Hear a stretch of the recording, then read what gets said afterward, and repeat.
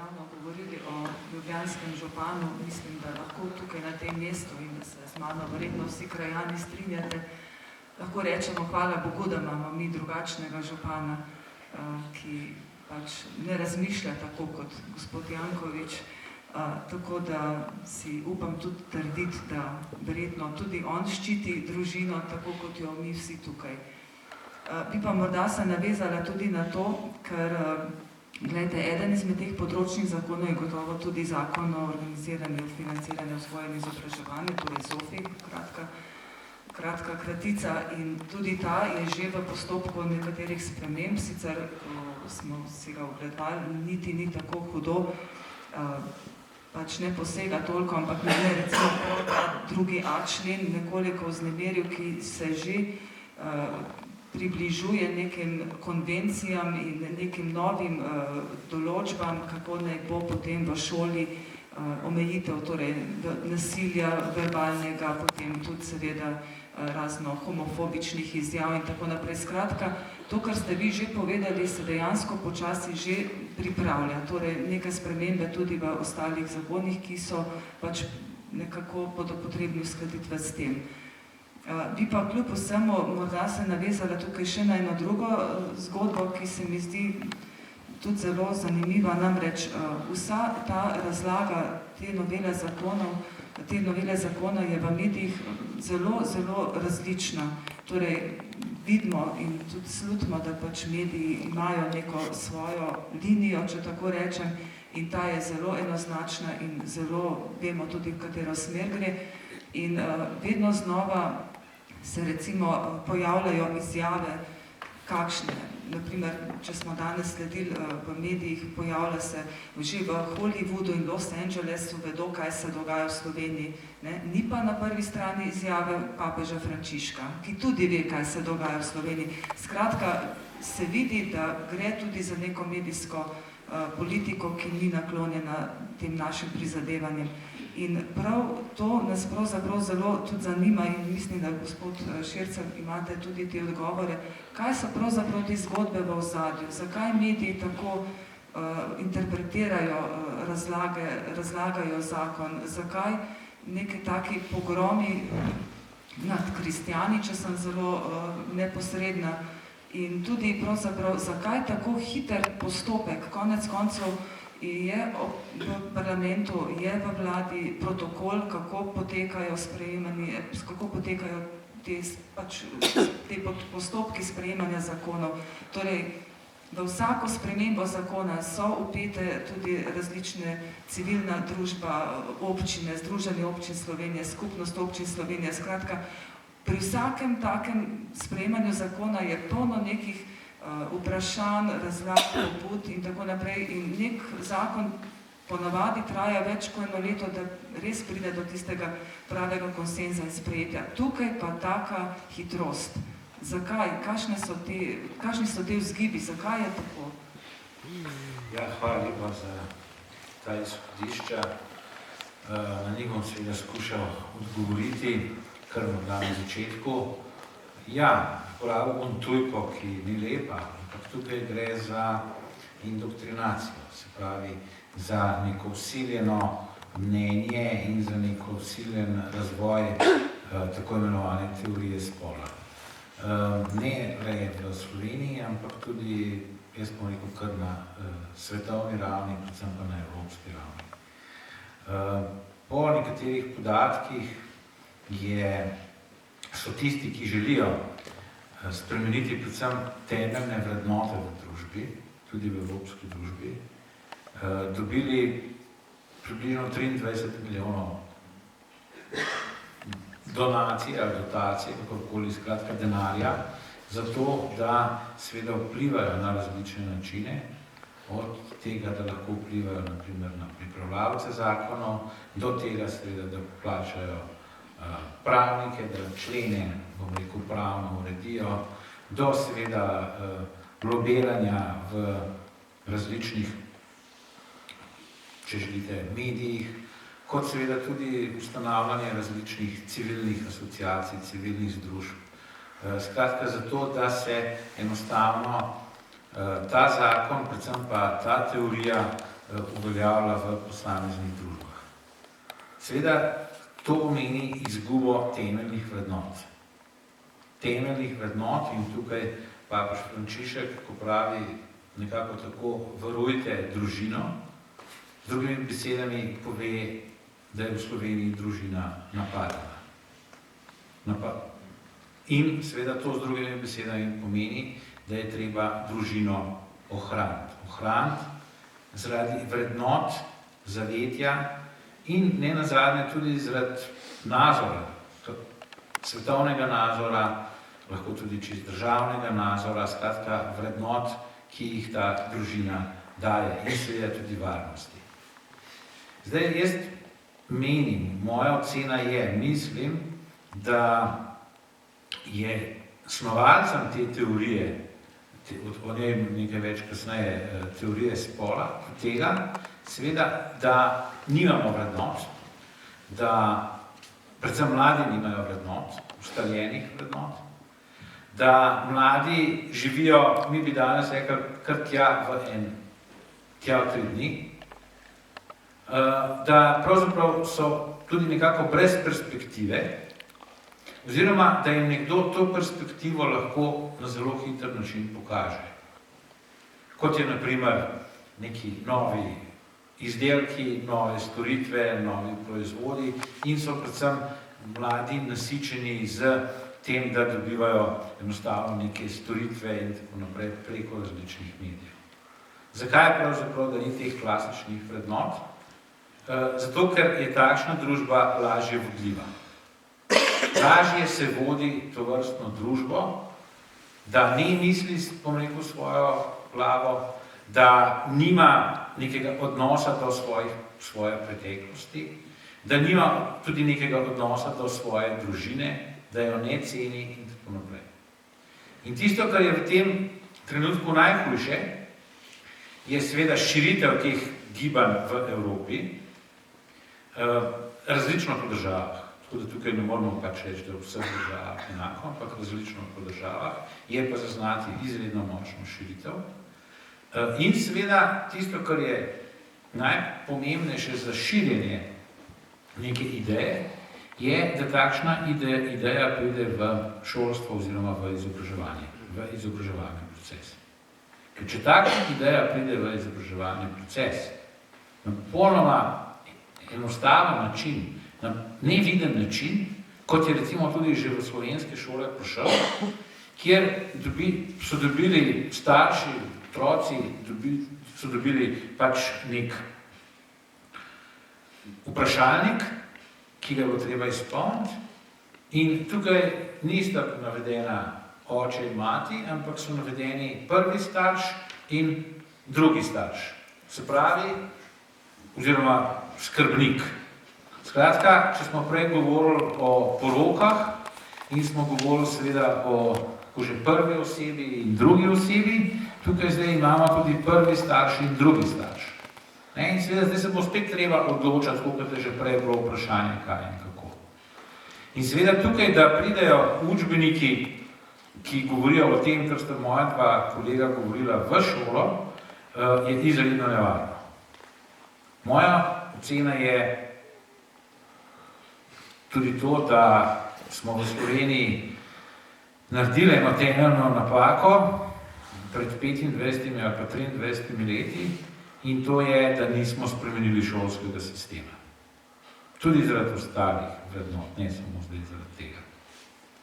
In da so učbeniki ostali približno takšni, kot so, s tem, da se je morda dogajalo pri zgodovini še kakšna stran ali dve o vojni za Slovenijo, ki se poučuje na primer v mesecu juniju ali pa 15. junija in tako naprej, kar seveda veste, da takrat učenci jim se ravno ni treba najbolj učiti.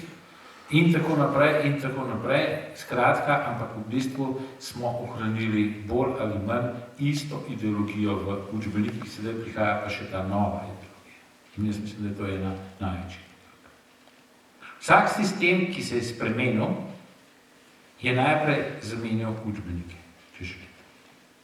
Ko so Angleži napadli Nemčijo, Dresden leta 1945, ga osvojili, zasedli, so prišli v šolo in uvedli nove učbenike. Ker niso imeli prevodov, so jim dali angleške učbenike.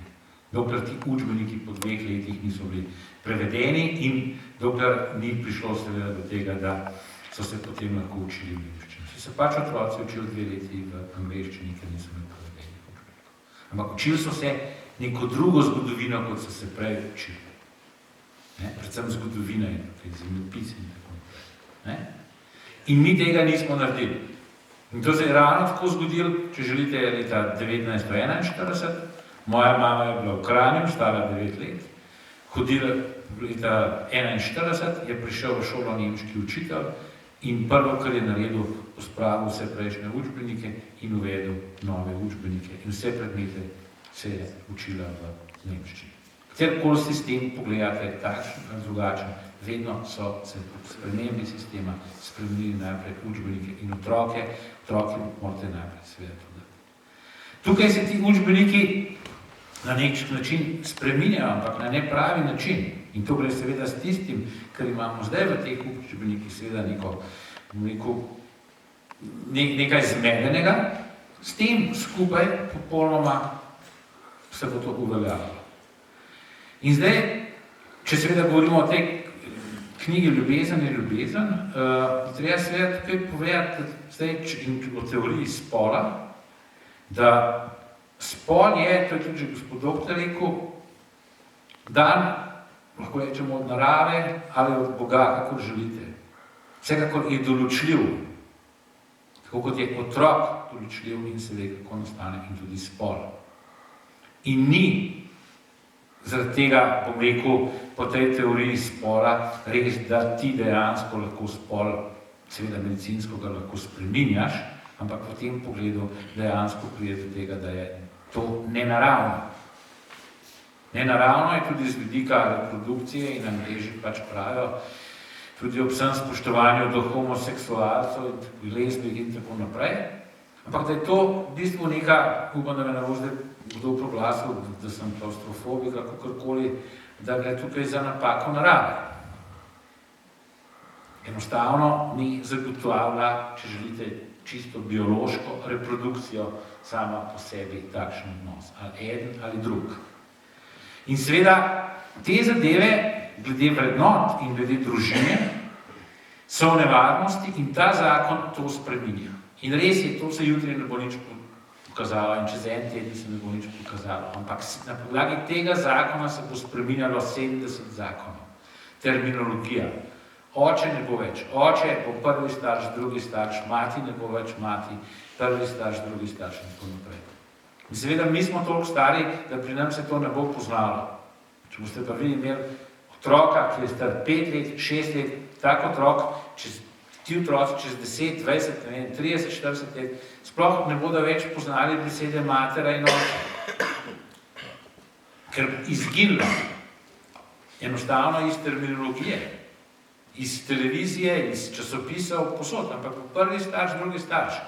Tako da, seveda, to ima dolgoročne posledice in tukaj je papež pravilno rekel, oziroma seveda pravilno rekel, ampak je rekel prav, da je to poudaril, da ta družina je v nevarnosti. In tukaj gre za nek dolgoročni načrt, jaz vam ne moram povedati, kdo je zdaj tisti, ki dejansko to organizira, ki to dejansko financira in tako naprej. Financierji so različni. Predvsem zato, da obvladajo družbo, da obvladajo otroke, da obvladajo predvsem mladino in to je seveda narobe. Seveda pravijo tudi geji in lezbike, da so, če se to ne omogoči, da so jim kratene človekove pravice. Ampak otrok ima človekove pravice. Otrok ima sam po sebi človekovo pravico. In tudi ima človekovo pravico do očeta in matere. In do zdravega okolja, v katerem bo živel. In do naravnega okolja, v katerem se živi.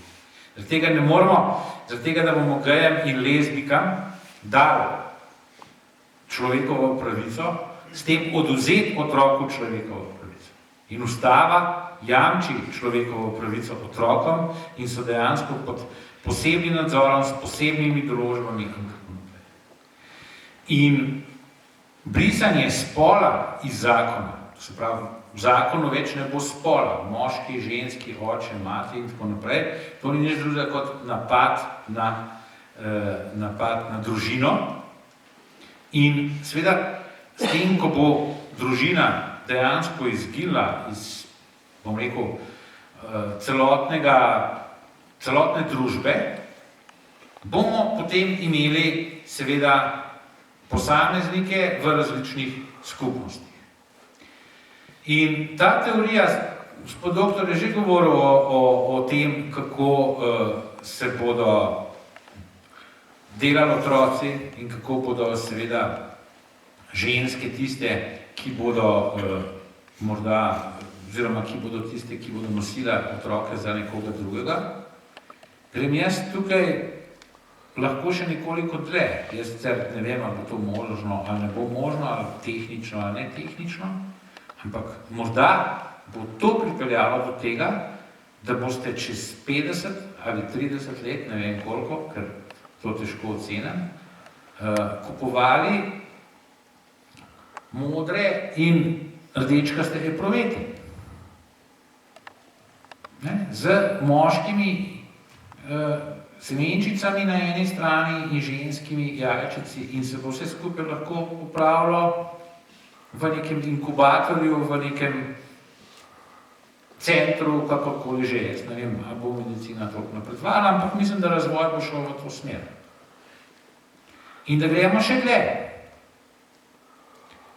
Te epruvete bodo imele lahko različno ceno. Nekatere pa sploh ne bodo imele cene. Na trgu, na internetu in tako naprej. Odvisno od genov dajalcev. In potem vemo, v kakšno teorijo dejansko lahko pademo. Geni bodo zdaj dejansko opisali, kakšni geni so, in če bodo dobri geni, bo seveda epruveta dražja, če bodo slabi in prodajljiva, tega ne bo. Ampak mi dejansko s tem gremo v neke nenaravne postopke. V to, da se bodo, če želite, otroci prodajali. Danes obsojamo družbe, kjer se prodajajo ženske, mlade ženske in tako naprej. Beremo v tej teroristični organizaciji ISIS in tako naprej, samo tja pride kakšno novitev o tem. Potem bo to popolnoma legalizirano, prek interneta boste naročili in dobiti tisto hitro pošto, ali kakorkoli že, dali to v neko inkubator, v neko bolnico, sanatorij in boste pač proizvedli, se bo pač proizvedel otrok, ki ga boste seveda potem imeli, ne boste imeli, ne bi zdaj jaz pač šel naprej in razlagal kot s kakšnimi živalmi in tako naprej, kot in takšen odnos dejansko imamo, kar je gospod doktor že rekel. Ampak ta zakon dejansko omogoča vse to. A bo zdaj tehnika tudi to omogočila, ali ne, jaz ne vem, ampak mislim, da smo zelo blizu tega, da tehnika je tukaj ta mala vprašanje in seveda celotno opremo. Tako da, ne glede na moje, bom rekel, verjetno relativno liberalno usmerjenost, gospod Horvat je o tem že govoril, mi tukaj imamo lezbične skupnosti, imamo gejevske skupnosti, imamo poseben zakon za njih, ne priznamo jim družine, priznamo pa njihove zveze in v celotni zgodovini so bili homoseksualci, so bile lezbike in tako naprej. In ne moramo pa seveda iti v to, da bomo na nek način žrtvovali otroke, zato da bodo se pač ti pari počutili, ne vem, enaki med enakimi, ali pa da bodo pač otroke imeli zato, da, bom rekel, bo njim lepo nekaj časa, ko pa jim bo nehalo biti lepo, potem pa bodo pač tega otroka enostavno dali nekomu drugemu in tako naprej. Mislim, da je danes človeštvo zaradi različnih kriz in zaradi različnih, če želite, trenj, v veliki nevarnosti za obstoj celoten in da, bom rekel, takšna, jaz bom kar omenil lahko v zvezi to z otroki, dekadentna dejanja in dekadentne zadeve ne peljejo svet v nek zdrav razvoj in v nek napredek, ampak verjetno se bo tisto, kar mi mislimo danes, da je napredek, pokazalo, da je to enostavno sovražnik nadaljnjega obstoja tega sveta. Tako da, se pravim, ne glede na mojo liberalni svetovni nazor, sem pa zelo proti temu, da se bo pa zdaj dejansko otroke, ki so nepogledni, ki zahtevajo varstvo, uporabilo za takšen razvoj. In mislim, da ta razvoj ni pravi in da bo treba reči odločno ne temu. Ne temu in seveda glasovati proti takemu zakonu in seveda tudi povabiti tudi ostale, da gredo na referendum. Jaz sem še davno odpovedal. Zdaj,